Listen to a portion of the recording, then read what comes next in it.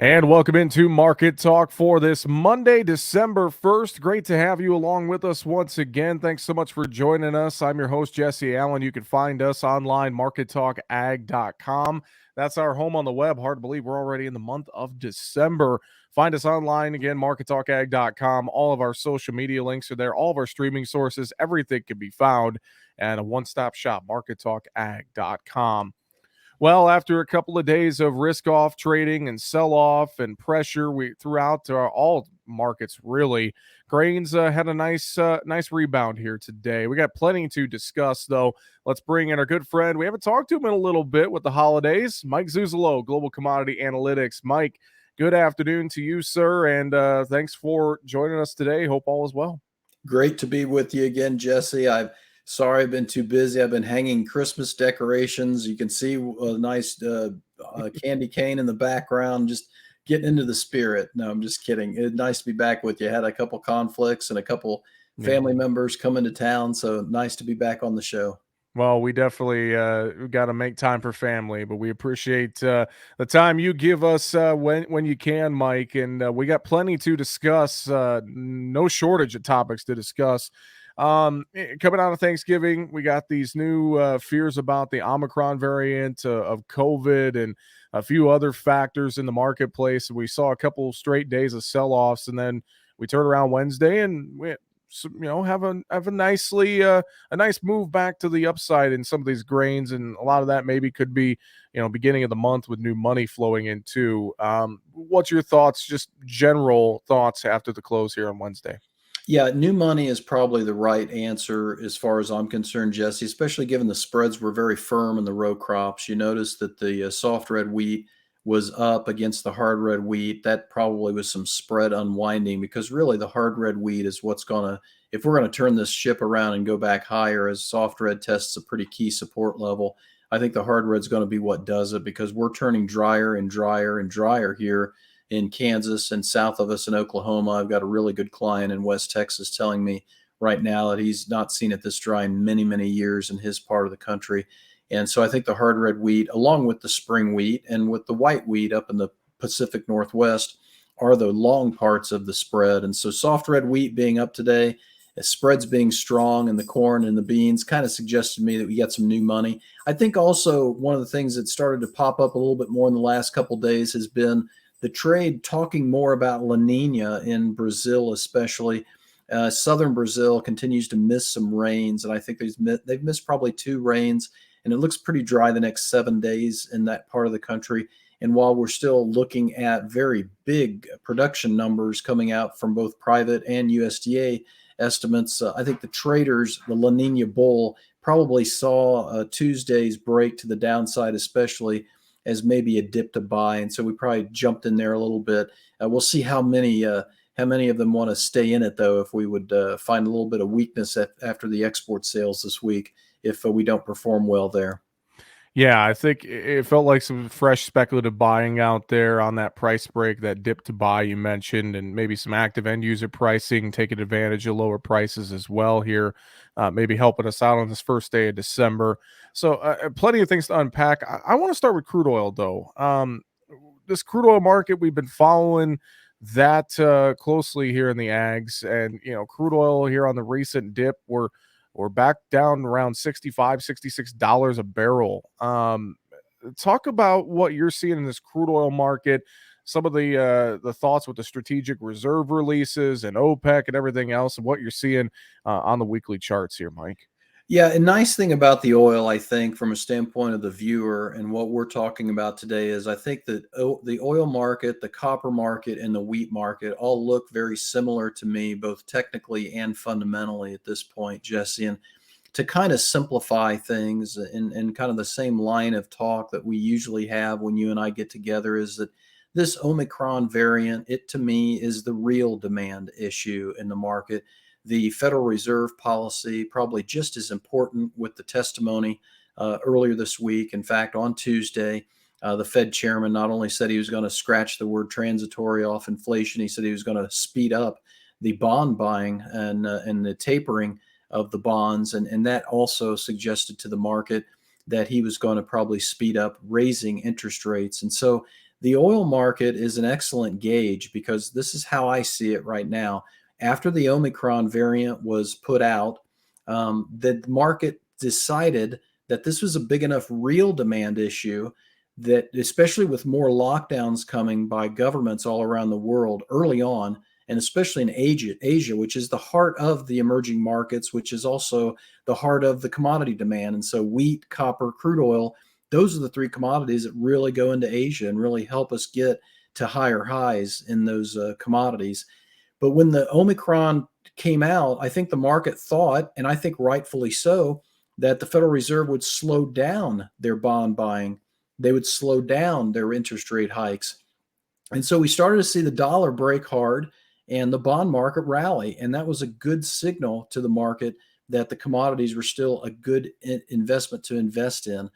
Then the Federal Reserve chairman said to the Senate Finance Committee that he was looking at tapering faster, and the market had to reverse thrusters. Like within 20 minutes, we saw a massive shift in the dollar on a daily basis, and one of the biggest I've ever seen in my career. And I think this is at the heart of the crude oil market. And that's why I really want to keep track of the supply side. What we're looking at right now is the dollar. And remember, the dollar has typically an opposite price action than the crude oil. Well, this chart tells you in part why that is. As the dollar goes up, our imports go up. And so we're starting to see that now as the dollar made the low back in early 2021, kind of a double bottom. That's the purple line. All of a sudden, the crude oil imports have been gradually going higher with higher highs and higher lows. That's the orange line. And so that is part of the reason why I think this crude oil, this wheat, this copper are all tied together with the COVID variant and also the Fed policy. And these are the three commodities I'll be watching the most as we get into the next couple, 3 weeks. And you notice what we're seeing right now in crude oil on this chart, my overvalue, undervalue levels.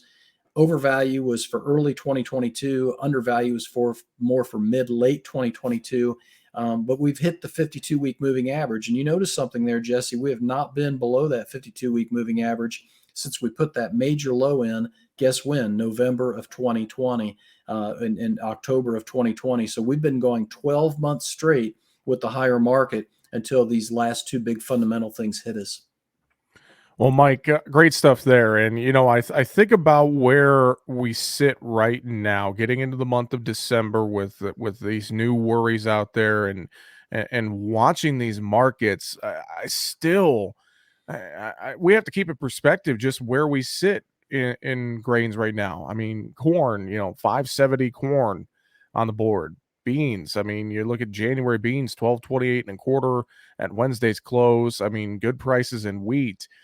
Despite some of these worries, despite some of the pullback we've seen, there's still a lot of room for profitability out there.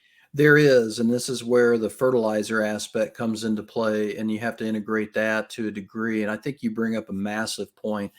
If there's anything that I have a decent level of confidence on right now, given these major black swans that came in almost within 24 hours of one another. I mean, you just can't make this stuff up between the new variant and then the Federal Reserve just deciding to, I'm changing my policy because I've gotten another 4-year term and I've decided to wipe a clean slate. I think he's running scared. I think the Fed, generally speaking, is running behind the fundamentals. And I think he's going to have to come back out, that is Chairman Powell, at some point and say, whoa, we're not going to taper too quickly. We're not going to raise rates too quickly. Because if he continues on this path, what he's going to do is give the bond market more weakness, and that's going to drive interest rates higher. Real bond yields are going to go higher, and that's going to spook investors even more, especially in the stock market traditionally.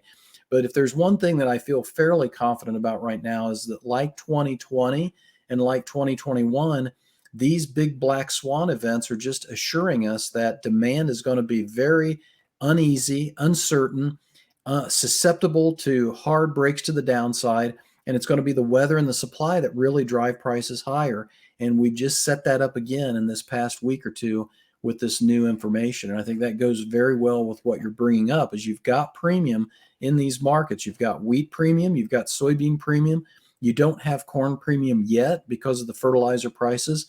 And I don't see the fertilizer getting to the United States or the prices coming down before the springtime because of what's going on in Russia and what's going on in Europe. That's a major stumbling block to us normalizing our trade in the fertilizer market before we go to the fields. And so concentrate on cattle, concentrate on wheat, concentrate on soybeans and these profitable levels when you get to them. And I did do some new 2022 hedging a week or so ago in the November beans, and I've added to the 2022 wheat hedges, and we're totally current on the feeder cattle for fourth quarter, and I've got hedges all the way through fourth quarter for fat cattle, and I'm starting to get into the first quarter at this stage.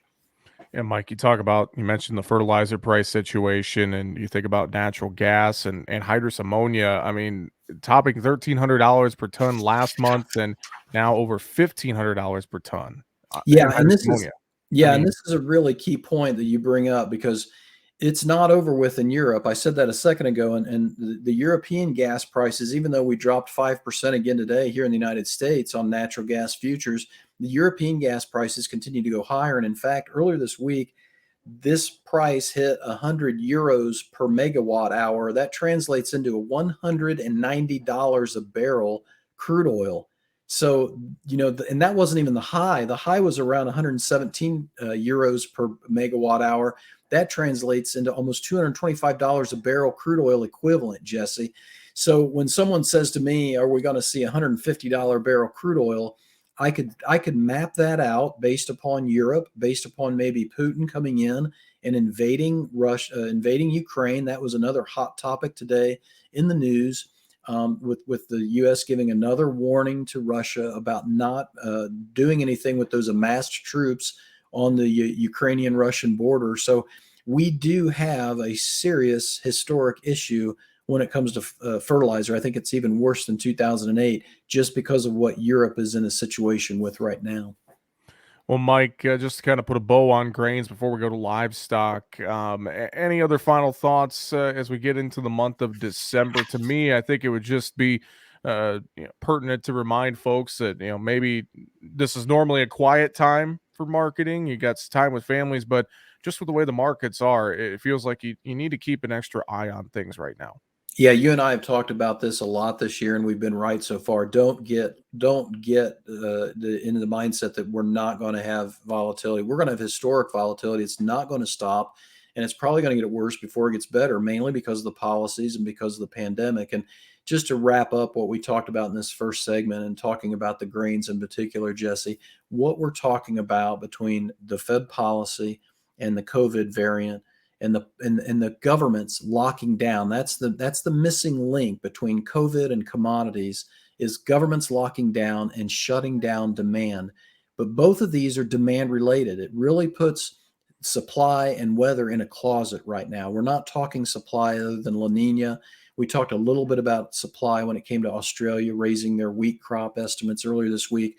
But for the most part, this week's price action, other than Wednesday when we bounced back, has been all about demand. So we got to get that linkage back again between supply and demand, both being factored into the market before we can make some good decisions.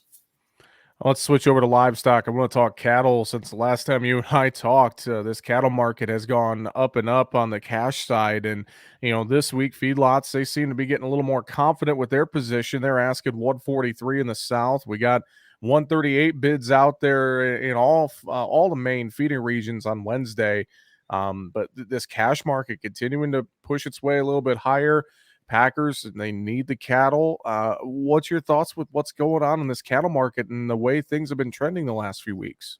Oftentimes, when we have a strong seasonal push in November, it's hard to maintain that push in the December fat cattle, the first half of December. Between that and having at least two gaps below the market in some of these cattle charts, whether it's the December contract or the daily continuation or the weekly continuation charts, and given the supply side, I'm really sincerely wanting producers and ranchers to lock in prices here. This is like locking in $8 corn because if you look at whether you look at K-State's numbers, whether you look at Purdue's numbers, because they both keep track of feeding break evens for feedlots and for finishing, you're above $200 a head right now as of this early beginning of this week before the COVID struck. And you don't get above that more than a couple, three times ever since 2002. And you don't stay above that level of revenue per head of $200 plus very long, Jesse. So as I said, this is $8 or $8.50 corn hedges here in terms of the cattle market, especially if you're finishing out. So take advantage of it and just continue to scale up sell as the market goes higher. And I'm very respectful of the funds. I knew they came into the feeders short, very short, and I was dragging my feet on the feeder cattle. I've started to get a little bit more into the hedge mindset with the feeders. And I think that's just the right way to go from a hedging standpoint and profitability. You just don't go broke making a profit. And I think, like what we're talking about in the grains, the funds, the investment demand, and the real demand, like you talked about the feedlots and with the packers, everybody's talking demand. Nobody's talking about the supply. And I think yes, we're staying current at these prices, but we still have a lot of supply to work through in the next 60 days. Over on the hog side as well, Mike, talk supply. We know there's a lot of hogs out there, and the market has reflected that. It seems the last few weeks, but hogs are doing their best to kind of hang in there. Maybe build a range. It kind of looks like. I know, of course, we got to watch the export front and China's hog herd and what they're doing with rebuilding, and if they're taking in any imports of U.S. pork, but I mean, looking at this hog market, to me, it feels like we're stable. Maybe I don't know. What do you say to that? Yeah, I think that's a great way to categorize it because I think you hit it on the nose with China. I think the trade has taken the premium out of the Chinese market. In other words, we don't expect a lot of exports going out to China at this point in pork. And we're still very gung ho on the beef side of the export market. I'm hoping that USDA's announcement today about Mexico trade opening up for our pork exports turns some heads here as we get into the first part of December, because we typically see the cutout and the cash market find some support because of the holidays going all the way into New Year's Eve. We typically find some support off of this in the meat markets and especially the pork markets. So I'm hoping that between this on the domestic side with the cutout and the export talk by the USDA going more into Mexico with our pork, that we find some support here and that we actually try and stage a little bit of a rally. But one thing that's disappointed me about the hogs, Jesse, is this price break we've seen of over $20 that's sustained itself for well over a month, almost 2 months now. We haven't cut the weights back yet. We're still putting on a lot of weight, and it's really surprising given the lysine issue. And so I'm still scratching my head waiting for these weights to drop pretty substantially. That's really the key to me, is to cut the supply out at the weight level, and then we can start talking about finding some more upside, because the demand side then realizes that the supply is at its tightest, so they better start buying more. Mike, great stuff as always. Any final thoughts for us here today, or anything you want to reiterate? Reiterate the same we've been talking about, Jesse. Consistency when you're right is the key in the markets, and elevate your hedge plan. Don't put it in a back seat. Don't think it's not going to be volatile. Think the exact opposite, and continue to work on that dollar mindset. Continue to work on that strong dollar being negative for commodities, the weak dollar being positive for commodities, both from a standpoint of real imports and exports, and also investor sentiment and their demand for commodities, especially with the big key commodity indices coming in and refiguring and refactoring and reweighting heavier in agriculture in 2022. Let's see if we can't see that happen with a weaker dollar. Well, Mike, of course, if folks need some advice, need a little help with their marketing plan, they want to look through your great analysis you put out there. I know they could do that very easily. How can they go about it? Yeah, just go to globalcomresearch.com and sign up for a trial. Let me know you're interested. I'll send the password out to you. If you have a specific question, sign up for a trial and then put in the little comment box. Give me a call about whatever, and I'll call you after the close, and we can just have a one-on-one conversation. Mike, I appreciate the time as always, sir. Great to catch up with you, and we will talk to you next week. Have a great one. I've missed talking to you, Jesse. Good to be back with you, buddy. Mike Zuzolo, Global Commodity Analytics, our guest today here on this Wednesday, December 1st. That's going to do it for Market Talk. Find us at markettalkag.com. I'm Jesse Allen. Have a great afternoon.